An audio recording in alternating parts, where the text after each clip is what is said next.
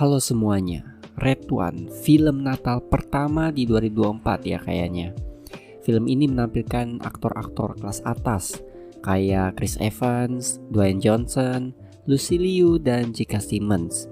Namun bukan berarti film ini bagus banget. Sayangnya Red One tidak sebagus jajaran cast-nya. B aja, jelek enggak, bagus banget juga enggak. Dengan budget 250 million, pastinya cuman banyak dipakai buat bayar aktornya aja. Red One menceritakan Sinterklas yang diculik oleh penyihir. Callum Drift sebagai pengawal utama Sinterklas harus bekerja sama dengan Jack, seorang hacker paling terkenal untuk menemukan Nick alias Sinterklas. Seperti gue bilang, dengan budget segitu, hasil film ini B aja. Nothing special selain jajaran cast-nya yang kelas atas. Mungkin kalau pemainnya bukan kayak Chris Evans dan lain-lain, film ini bakal lebih masuk jurang. Secara cerita ya lagi-lagi nothing special, tipe film popcorn tapi tetap bisa dinikmati. Cerita di film ini ringan dan mudah ditebak, bukan sesuatu kekurangan yang parah sih.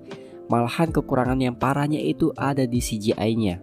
Makanya gue bilang budget 250 million cuman dipakai buat aktornya. CGI-nya mah ya astaga hasilnya. Banyak adegan yang CGI-nya masih kasar, apalagi background-nya itu aduhai. Dibilang bikin sakit mata yang memang sakit mata untuk sekelas Hollywood. Dari segi action juga nggak ada yang wow banget.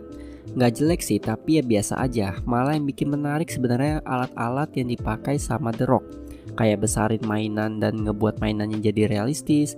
Meskipun mirip kayak Ant-Man, jadi bukan hal yang baru. Cuman anehnya itu ada satu adegan The Rock ini ngambil banyak mainan, cuman yang dipakai hanya 1-3 mainan doang. Dan itu menurut gue ya kayak percuma aja gitu. Background story karakter di film ini juga cuman main di dasar-dasarnya aja. Kayak si Jack, orang yang bandel dari kecil sampai dewasa. Kemudian si Drift yang diperanin The Rock juga orang yang udah bekerja selama 500 tahun lebih dengan Sinterklas. Sayangnya villain utama film ini masih cetek banget. Motivasinya juga menurut gue masih kurang didalami. Yang mana penyihir ini mau ngilangin semua anak bandel di muka bumi ini. Dimana dia pernah melakukan hal ini sebelumnya sama saudaranya Sinterklas. Masih kurang didalami apa yang membuat penyihir ini memutuskan untuk melenyapkan semua anak nakal. Kalau cuman sekedar anak nakal itu kan motivasi yang masih dasar ya. Yang diperlukan itu apa yang penyihir alami sampai dia mau menghilangkan semua anak nakal. Entah dulu pernah dijailin atau sebagainya, contohnya gitu. Kayak karakter Drift, dia ini mau pensiun karena capek juga sama anak nakal. Dia kehilangan something special yang mana ternyata orang-orang yang bekerja sama Sinterklas itu melihat semua anak termasuk yang udah tua-tua sebagai anak kecil. Ini kan masih ada ya dijelasin secara sedikit lebih detail dibandingkan villainnya yang kita nggak tahu lebih dalam motivasinya. Komedi di film ini juga terbilang biasa aja, lucu tapi bukan bikin yang ngakak gitu. Gua terakhir nonton film yang sampai ngakak itu agak lain, tapi ya itu mungkin karena Indonesia ya yang relate sama kita. Untungnya lagi-lagi aktor-aktor di film ini nyelamatin filmnya. Meskipun chemistry Chris Evans dan The Rock itu menurut gue ya biasa aja.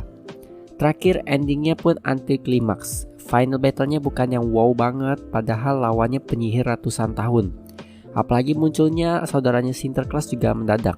Meskipun sempat dikasih pep talk sama The Rock, tapi gak berasa titik poin berubahnya. Secara overall sebagai film Natal dan popcorn ini masih bisa ditonton. Apalagi kalau kalian memang ngikutin Chris Evans dan The Rock. Gue nonton ini juga karena memang ada mereka berdua. Tanpa Captain America dan Black Adam, film ini bisa berasa lebih hambar. So itu saja review dari gue. Terima kasih bagi yang sudah menonton. Like, comment, dan subscribe. Gue Rakis, signing out.